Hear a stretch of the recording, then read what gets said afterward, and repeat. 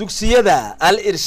al-irshaad schools qiimaha iskuulada miqyaaska guud baa lagu wada qadariyaa waana qaybo dhowr quman oo kalaasada qaybiba ay meel tahay. السلام عليكم ومعلى عبد الرشيد معلنكي حيصد ساينس كي سكولة الإرشاد maanta waa maalintii ugu horeysay aynu iskugu nimaadno xiisad online inaan dhigano ardayda iyo macallimiintaba waan soo dhaweynaya dabcan si fiican baad ula socon doontaan xiisada marka waxa weeyaan ardaydu kulli way kala duwan tahay oo xiisadaha qaar inay chapter kan dhaafeen baa suurtagal laakiin iskuulada oo de branches kala duwan leh waxa suurtagal ardayda qaar inaanay gaadhin chapter kan saa darteed waxaan ka bilaabay halka ugu possible science leeyahay halka ay waxa way ardayda oo dhammaan la wada socoto marka chapter kaynu baran doonaa hadii ay beedmo waa chapter ka 8aad unit 8 waxaanu ku baran doonaa chapter kan simple machines ka waxa way waxaanu baran doonaa qaybahooga definition kiisa sidoo kale waxaanu si gaar ah u sii baran doonaa chapter ka waxa weeyaan waxaan ku raay lever ayaynu gaar u sii baran doonaa insha Allah. Let us start aynu samuurada markaa tagno xiisada aynu waxa weeyaan u gudagalno xiisadeenu waxay ka bilaabmaysaa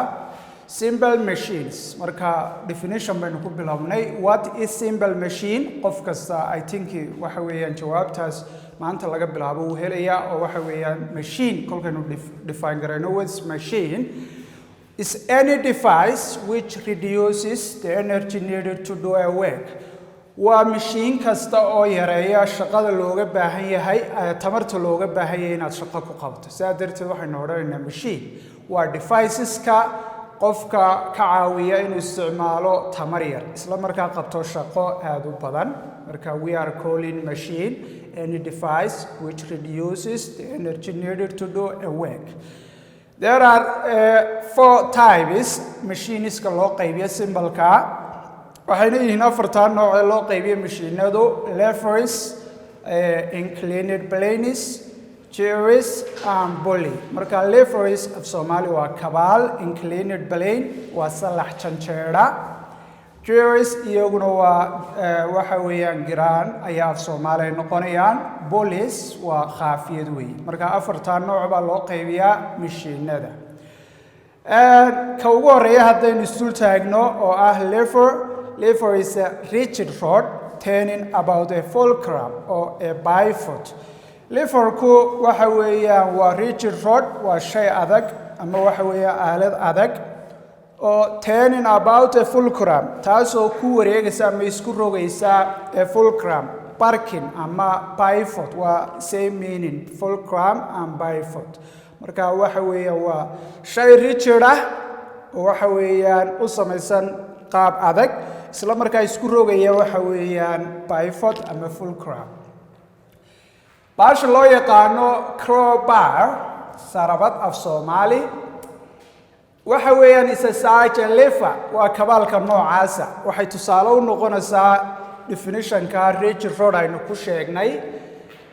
It is used for moving heavy large stones. waxaan u isticmaalaa inaan culeysyada waaweyn ee dhagaxaanta ku dhaqaajino mesela dhagax baan doonaya inaan dhulka ka rujiyo samaradii hoostaan ka gelinaya kadibna sarabadii waxaan u isticmaalayaa inaan ku rujiyo dhagaxii weynaa. Let us look here halkan waxaynu ku haysanaa waxa weeye muuqaal waxa weeyaan u samaysan sida sarabad dhagax lagu qaadayo oo kale suppose inuu kan yahay dhagaxii tanna ay sarabadii tahay halkan waxaan dhiganayaa shay aan ku irkada sarabada oon odhanayo fulcrum kadibna waxa weeyaan dhagaxan si aan u rujiyo halka intaan qabto sarabada ayaan hoos u riixaya kadibna dhagaxii waxa dhacaysa in uu saro u dhaqaaqo waxa weeyaan uu upward movement uu sameeyo oo dhagaxii saro u kaco marka waxaan odhanaynaa this is a lever waxa designka noocaas loo dhami waxaan ugu yeedhanaa lever wuxuu ka kooban yahay 3 qaybood saad arkaysaan culayskii aan qaadanay oo waxa weeyaan dhagaxiya sarabadii aan ku qaadanay oo inoo noqonayso waxa weeyaan sarabadii oo inuu si kala qaybinayno 2 qaybood meel aynu culayska kaga qabano iyo meel ay irkanayso fulcrum marka meesha aynu irkanayno waxaynu odhanaynaa waa halka taagta laga qabto af Soomaali effort ba Englishna ku noqonaysaa halka uu sarabadu isku rogayso ama waxa weeyaan ay irkanayso waxaynu odhanaynaa fulcrum marka waxa weeyaan wuxuu ka kooban yahay lever meel culayska la saaro meel isku rogo fulcrum la yidhaah iyo meel taagta lagaga apply gareeyo oo effort la yidhaah the force exerted xoogga la isticmaalay is named effort halka aynu xooggan isticmaalana taag baan ugu yeedhana and it is effort the mass to be moved culayska tahay la dhaqaajiyana is called the load isagana waxaan ugu yeedhanaa culays okay L baa loo soo gaabsadaa effort-kana E baan usoo gaabsanayna haddaba the distance from fulcrum to the effort distance-ka u dhaxaysa fulcrum-ka iyo effort-ka waa halkaas ilaa iyo halkaas distance-ka u dhaxaysa waxaa loogu yeedhaa effort arm baa loogu yeedhaa effort arm baa loogu yeedhaa okay effort arm ayaa loogu yeedhaa distance-ka u dhaxaysa fulcrum-ka iyo waxa weeyaan effort-ka sidoo kale halkan idinkumaan qorin laakiinse distance-ka u dhaxaysa load-ka iyo fulcrum-kana waxaynu odhanaynaa load arm baan ugu yeedhanaa waayahay haddaba daadis waa qaybaha uu liverku ka kooban yahay liverku waxaynu nidhi waa rigid rod kaasoo isku rogaya fulcrum ama pivot wuxuu ka kooban yahay saddex qaybood qayb aynu ugu yeedhnay culays qayb aynu ugu yeedhnay fulcrum oo barkin af Soomaali iyo taagta oo effort la odhanayo saddex nooc baa loo qaybiyaa leverska iyadoo la eegayo waxa weeyaan qaabka u yaalaan saddexdan qaybood oo uu ka kooban yahay leverku marka class 1 ayaan mid ugu yeedhanaa midna class 2 midna class 3 marka classeskeena dambeeynu ku baran doonaa laakiin saddexda qaybood baa waxa weeye leverka loo qaybiyo casharkeena maanta haddaynu soo ururino waxa weeye waxaynu isku ku soo ururinaynaa waxa weeyaan inaynu define gareyn karno machine-ku wuxuu yahay oo waxa weeyaan aan sheegi karno what is machine oo inu odhan karno is a device kaasoo reduce gareeya energy-ga loo baahay si shaqo loo qabto waxaa kaloo baranay noocyada loo qaybiyo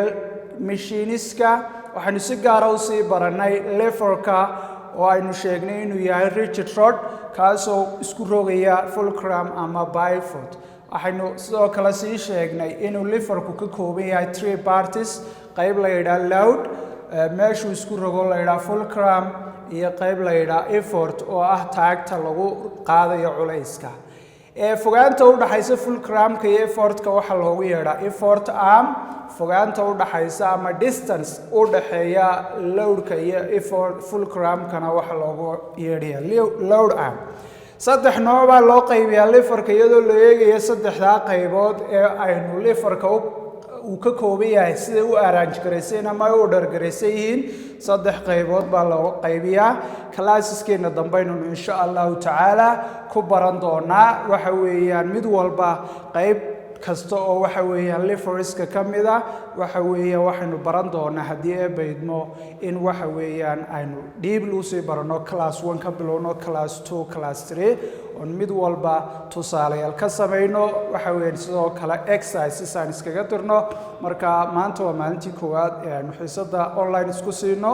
marka that will be the end in our class of today aad baad mahadsantihiin ardaydaydii waxaan rajaynayaa inaad casharka fahanteen xiisadeena dambe ayay noo ahaan doontaa wixii laylisa ee aynu insha Allah isku dirano billahi tawfiiq